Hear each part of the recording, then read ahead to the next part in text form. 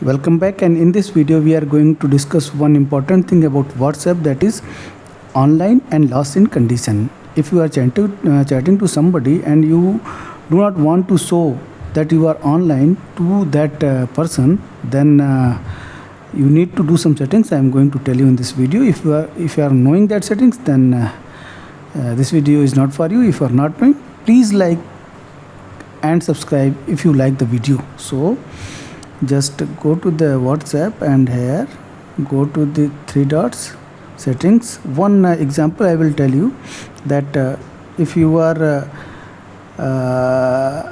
chatting with anybody, or this is last in today this is online, this will not be shown to the other person. So just go to the WhatsApp, three dots, settings, privacy, last seen in online. Here who can see my last seen, nobody select, and here who can see when I'm online, same as last seen. So if you select this setting, you will not be shown to another person to whom you are chatting that you are online, or that person may not that person will not see your loss in condition.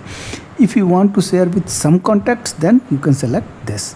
So this is all what I wanted to tell you. If you like the video, please consider to subscribe this channel. Thank you very much.